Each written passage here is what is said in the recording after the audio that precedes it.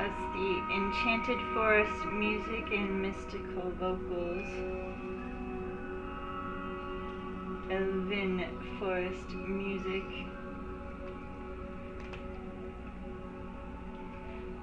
I added that to my solfeggio frequency playlist for you all. 528 hertz. So happy new moon in Cancer. Woo! It's a good time to set new intentions, manifest goals.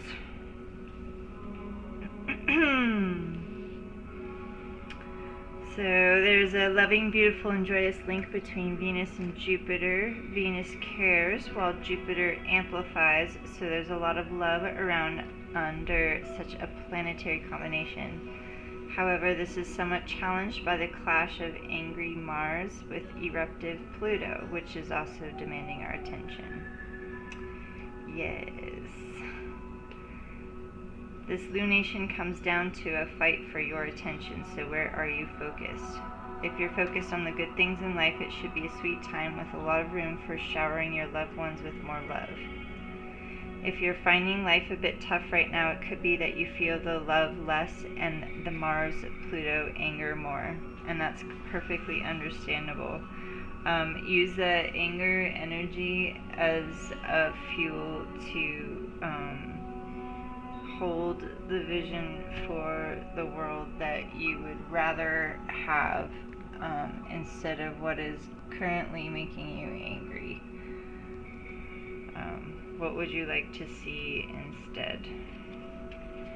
And hold that energy as opposed to focusing on the anger and what is wrong. So, where your charts are and everything will make a difference where your focus is right now. So just real quick, I was going to let you guys know. So if you are an Aries sun or rising, your current focus is 4th house, home and family, all things domestic, where you belong in your past. If you are a Taurus sun or rising, your focus is 3rd house of communication, siblings, neighbors, quick trips, early learning and education. If your sun or rising is in Gemini, your focus right now is 2nd house. And that's cash, property, and possessions, values, including how you value yourself. Cancer, sun or rising, your concentration right now is the 1st house, and that's your appearance and image, self-identity, and how you come across to others. Leo, your current focus is 12th house, the deepest, darkest, most sensitive part of your chart, your fears, your spirituality, self-undoing, withdrawal, secret or hidden enemies. Virgo, your 11th house of friends, networks, social circles, the internet, hopes and wishes. Libra, the 10th house, your career and ambitions, how you make your mark on the world, what you're known for. Scorpio, 9th house, study, travel, the search for meaning and to understand life, higher learning, spirituality, and dreams. Sagittarius, the 8th house, joint finances, credit cards, debts, sex, anything you consider taboo, inheritance, transformation. Capricorn, sun or rising, 7th house, your lovers, your spouse, and your ex, open enemies, any sort of partner, including business partners, cooperation, and competition. Aquarius, sun or rising, your 6th house, daily routines, including at work, your health and duty. And then Pisces, the 5th house, romance, creativity, kids, your own or someone else's, pursuit of pleasures and love affairs. Great time for healing ancestral wounds, any recent or past family traumas. This is a really powerful time for love and acceptance and alchemizing that energy for the greater good. So, and just to let you all know my source for that information, I've been using this year. In the past I've used the Wee moon chart. I find that this one is really helpful for me. Not everyone resonates with everything, but I find it to be accurate, and it dives deep but still keeps me present moment, because where my chart's at and who I am, I get lost in rabbit holes. so I like this one because it's good, it gets me there, but it also brings me back. So, and I will be pulling cards from her in today's reading. So, welcome. I am Jennifer Luna, the Wise Wench. Thank you for joining me. Thank you for being here. Thank you for being you. Right now we are quieting the mind. Quieting the mind. Number 32. Quieting the mind and dropping into the heart. Lots of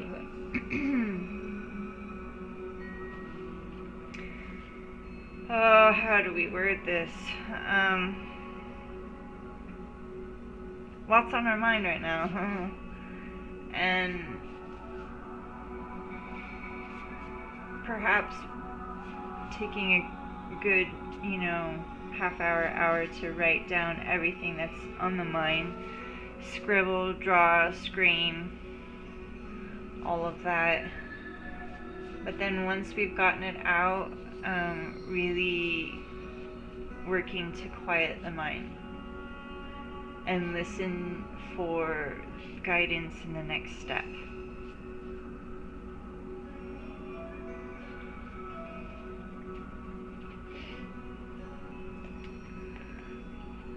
This is the Oracle of the Seven Energies, by the way.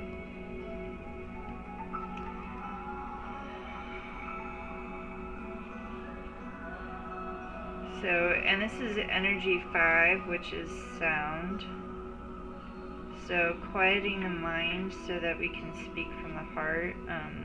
Communication, creativity, listening, being heard, writing, ideas, sharing, and vibration. Meditation as a commitment, the need for silence, peace within despite chaotic outer conditions, letting go of the monkey mind, and mindfulness. Life is chaotic, busy, loud, frenetic, and overwhelming. Some days all that noise is like the roar of thunder, echoing around you, and it feels as if you're being pummeled by a rainstorm. Isn't this why we take vacations, to get away to somewhere peaceful? In spite of the surrounding din of the world, today you need to slow down and find a bit of peace. So go ahead and take a deep breath right now.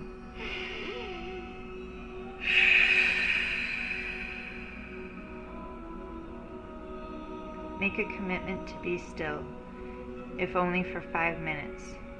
Count your breaths and be mindful of every one of them. Know that you have all the time in the world to do the things that need doing. Everything is perfect as it is. Our core beliefs about the world originate in our thoughts and feelings, which then become our perceptions. If our thoughts are all over the place, that is how we will experience the outer world. But what if the outer world didn't matter at all?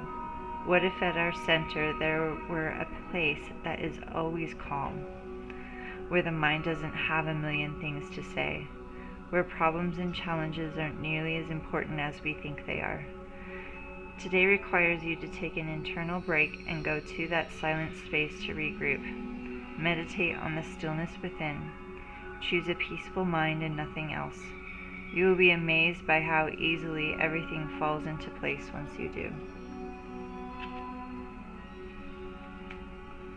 So this is Energy 5, also 32 and number 5.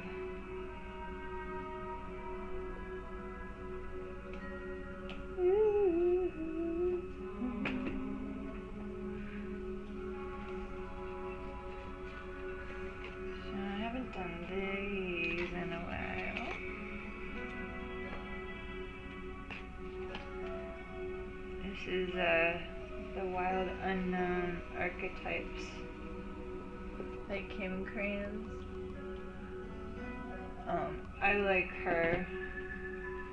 I like all of these hers, all of these peoples that do these things, otherwise I wouldn't have their decks, right?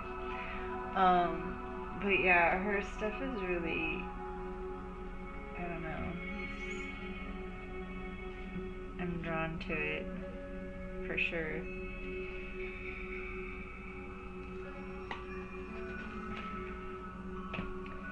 So, the unseen.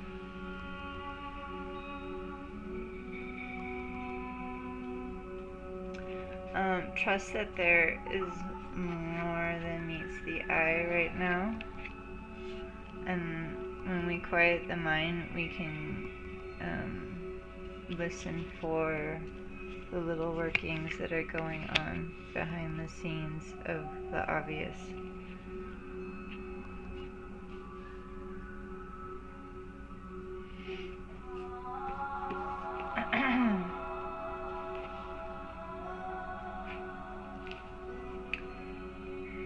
So more ancestor work with this too. The spirit, the ancestor, the eternal. The unseen is just as it sounds. We cannot see it, yet it sees us, watching and waiting with wisdom both kind and instructive. We feel this presence, sense it, intuit it, and then doubt its existence, though it rallies our attention time and time again. The energy of the unseen may come in many forms: a compelling dream, a sudden insight, a clear voice, a vision or message from a loved one who has passed to the other side. It is natural to fear these communications as they challenge our perception of what is real. When this card appears, your guides are near.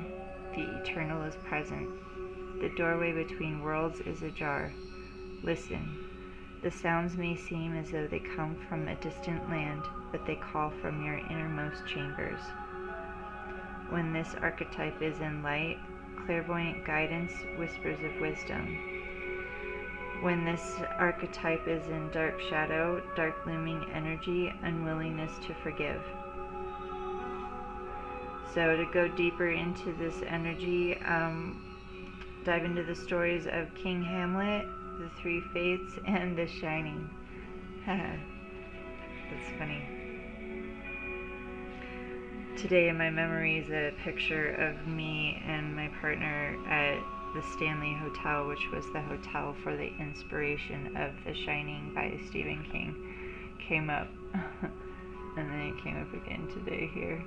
I might have to watch that movie pretty soon again. Being graced by the unseen is a gift. Treat it kindly. Allow yourself to be seen by eternal eyes. Guidance comes in many forms. Don't expect it to be glittery or comfortable.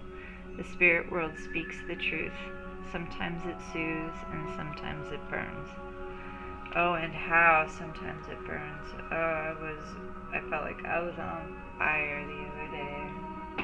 Ooh, dang. Ooh, dang.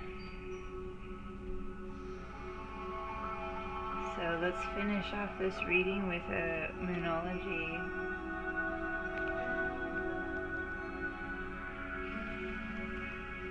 She also has another moonology deck that's a manifestation deck.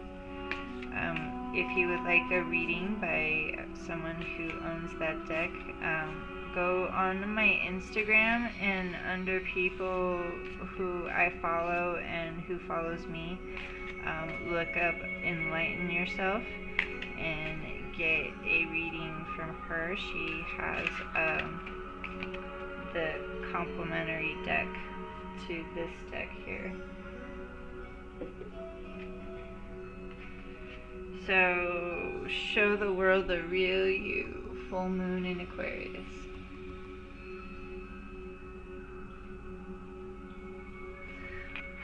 Yes. Part of quieting the mind is also listening to how you really feel and what you really think about things. Sometimes we get ultra influenced by the outer world and the way that our mind translates and picks it up and translates and tends to program, and then we think that that's how we feel when really it's just a product of our environment.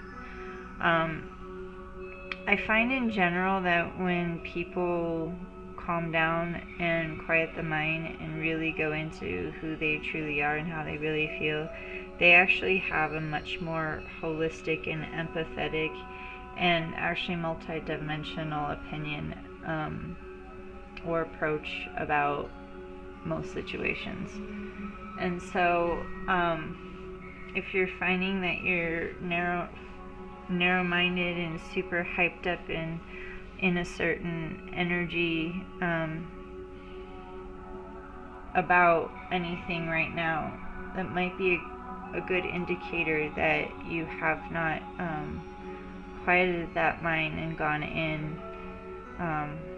Look at the unseen, listen, and show the world the real you, the real authentic you, not the you that's trying to fit in with a certain group that you think you fit in with.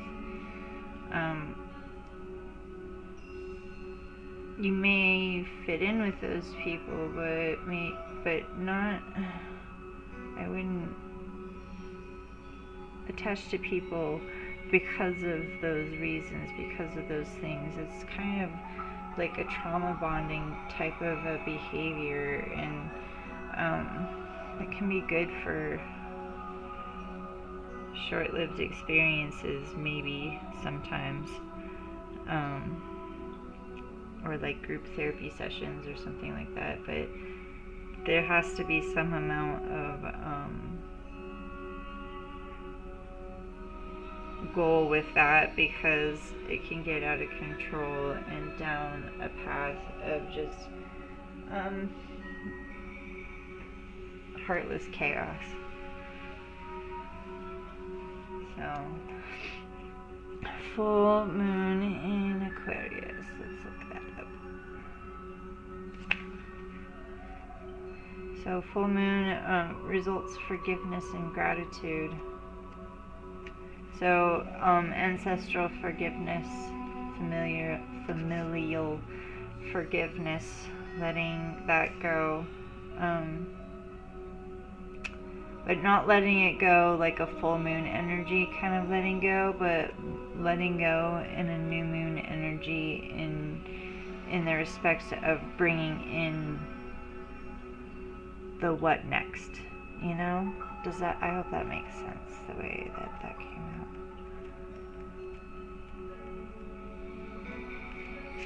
So this card brings the message from the cosmos that you need to detach a little from whatever situation you're asking about.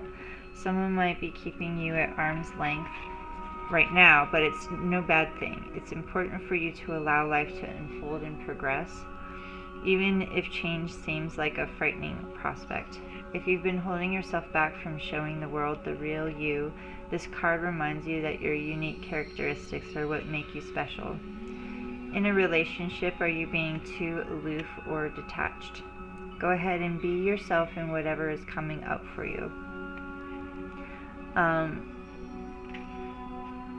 Focus on your relationship with yourself first, though, at this time. Be aware of your feelings, but also be prepared to move on. Don't lose the beauty and romance of life. Romance yourself. You are too much in your head. Get into your heart.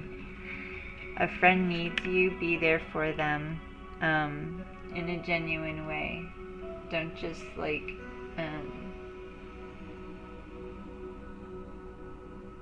hang out just to, hang out and have something to post on social media or something. But,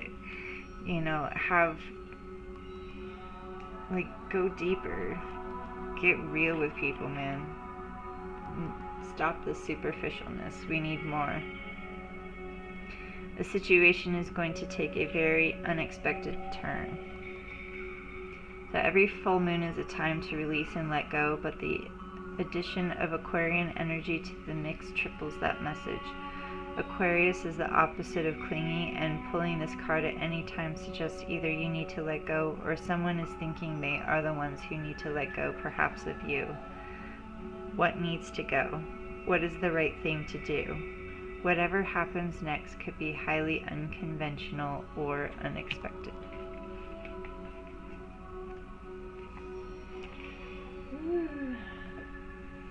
Alright, I hope this was helpful to you all today. This new moon, Cancer new moon. Thank you for being here. Thank you for being you. I love you so much.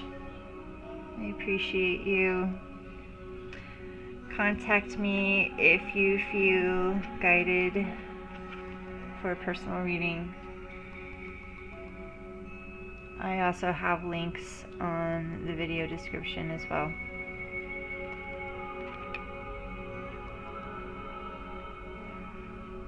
Thank you again for being here. Take care.